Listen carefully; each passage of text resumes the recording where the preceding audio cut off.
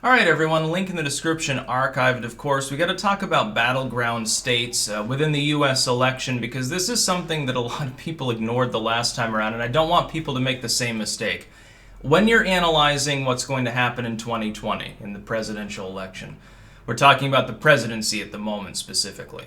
Don't simply fixate on national polls. Like when you see matchups like, oh, Trump is 2 points behind Biden or 5 points behind Warren or something, that's all well and good. It's fine to be behind your opponent as long as you're ahead in the states that matter. Let's face it, for the most part, about 40 of the states within the U.S. are partisan enough so that barring something major, they're not in play. You've got less than a dozen actual competitive states. You've got states like Michigan, certainly. Ohio is barely within there at this point. Just like maybe a Nevada would barely be. And Nevada leans blue enough so that it's presumably not in play unless there's a significant shift in politics. Likewise, Ohio is red enough so that it's probably not in play either. You're talking about Michigan, Pennsylvania, Wisconsin arguable there. Certainly the biggest battleground these days is Virginia, which leans slightly blue, and North Carolina that leans slightly red. New Hampshire's in play, Florida, Colorado, potentially. Again, places like Nevada, Ohio, some of these other marginal zones, even Maine potentially, they're technically in play, but only under certain conditions. The same would be true of Arizona. No, Texas, by the way, is not. What happens, therefore, is that turnout can be very high in a place like California where you have a lot of partisan rhetoric. We saw this in 2016. The reason why Hillary Clinton won the popular vote was due to high turnout in California, New York, and a few other very blue places, urban zones, places the Dems won anyway. That's why we have an electoral college, to prevent tyranny of the majority, to prevent someone who's simply promising the moon on a stick to 51% of the population from potentially winning.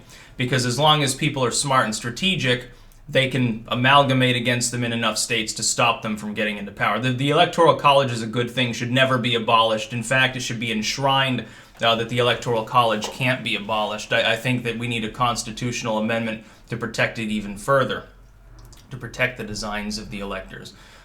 As far as conscientious objectors within the Electoral College, for the most part, that's not a problem and hasn't been one. It was funny because people were expecting Trump to be stopped by electors that would defect, and actually more of them defected away from Hillary than Trump in the last election. I think didn't all of the Democrat-pledged electors in, was it Washington State or something, decide to go for Colin Powell or something like that during the last election?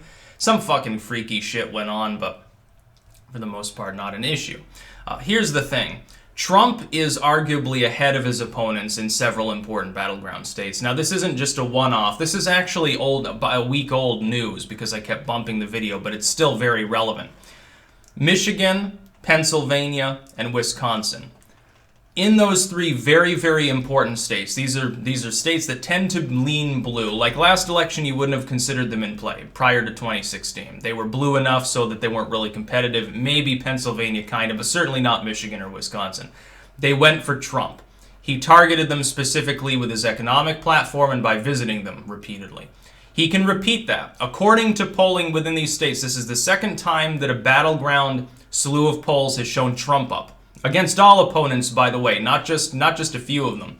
He leads Biden by the smallest proportion. And here's something that the left really needs to understand.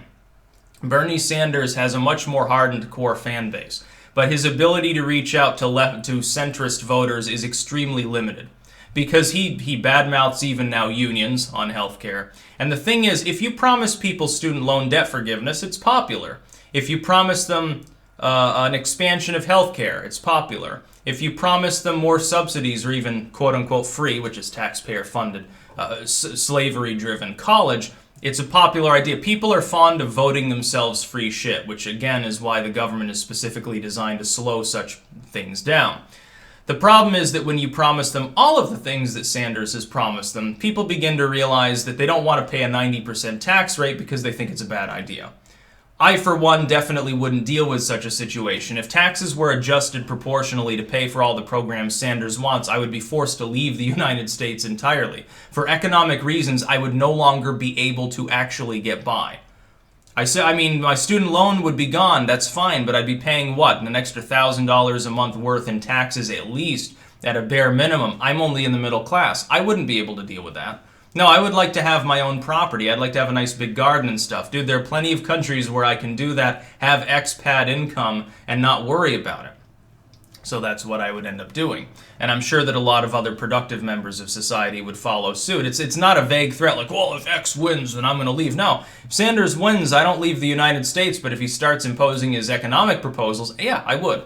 I've seen what a very, very watered-down version of those can do to an economy in my home state of Vermont.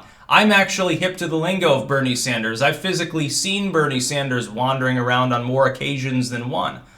And he's a goofball. He doesn't know what he's doing. He's incapable of governing. Leftism is a trap, and it's a cancer, and intelligent people are beginning to realize that, the proposals being made by the Dems can't be followed through with without destroying the economy. The economy of the U.S. is going well. We're not in any major wars. You've got victory across the board lately for, supposedly far-right movements, which are actually center-left. Trump is a center-leftist, by the way. He's not a hardline capitalist. He's not far-right. He's a center-leftist. He's a Manhattan socialite former Democrat. That's all he is. He's a 90s Democrat from New York City. He's like in the pre-Bloomberg era, but he's been left behind by the Dems because they've embraced socialism. Sort of what happened to me on a lesser basis, I suppose. I would be considered more on the left on certain issues, certainly than a Trump 90s Democrat, but the Democratic Party wants me to put on a chastity belt or chop my dick off or something, so no thank you. They want me to chop my dick off and fucking eat the bugs, live in a pod, and pay 80% tax rate. Not gonna fucking happen. Trust me, never gonna happen. But Trump is pulling ahead for a reason. It's because he's getting matched up against these people. Like, Sanders can't win. It's impossible. It's not going to be the president. Elizabeth Warren has grifted Sanders' plan without the term socialism. That's slightly more viable, even though it's far more disingenuous. But she's in a distant third now, so I don't think it matters. And then Biden, their frontrunner, is incoherent. He's a crazy old man. Of course Trump would win against him. It'd be funny to watch Biden try to go toe-to-toe with him. It'd be funny because the Trump doesn't know what he's doing because he's confused and has Alzheimer's line kind of goes out the window when Biden is your nominee. He's 77 at the time, dude. I think at some point he's gonna fucking take a nap. Dude's had, 2 or 3 aneurysms, and fucking his son has problems now. Hunter Biden's got problems with his baby mama and his crack addiction, among other things, and it's all coming out in court. That's not going to hurt Biden's campaign at all. It's not going to help make the Democrats look like a loose assortment of nuts and bolts, now is it? But I feel sorry for the Democrats. I mean, again, the thing is that a lot of people speculated, like at least in the case of Wisconsin and Michigan, they've speculated it'd be a one-off. Well, Trump is just, it's a flash in a pan, but these are blue states. They happen to go for Trump. Once his welcome is worn out, they go back to being blue. But yet he's still several points ahead in some of the polling in these states. Now, of course, that's not conclusive. There are other polls that say the Dems are ahead, but it's narrowed a lot. He's not double digits behind any of these people. He is close enough to them, and his approval is rising right now. It's upwards of 44, 45 at the moment. He's riding high. He'll probably go up more as impeachment goes back into the news cycle over the course of the next few days, more and more, in the wake of a really good victory for someone that he himself tacitly backs in the UK, in a legendary wash of an election for Labour. Trump is riding high right now, and I think he'll continue to. Look, we might get a China deal fairly soon. The first stage of the China deal looks like it's nearing completion, which will relax tension. I mean, once that goes, what's Trump done wrong anyway? These people are so deranged thinking that he's like terrible for the country. He's not doing anything wrong, dude. He's not doing anything wrong. The idea that he's economic doomsday, World War III, Putin puppet. Well, Putin chose an odd puppet. Putin's puppet is making the U.S. Twice as powerful. Wow. So Putin wants the United States to succeed. So what does that say about people that have a stick up their ass about Putin if that was true? I guess they want it to fail, right? We got to let the U.S. fail or else the Russians win. I suppose that's a winning slogan for the Democrats in 2020. Be close to their platform, it seems. That's about all. Peace out.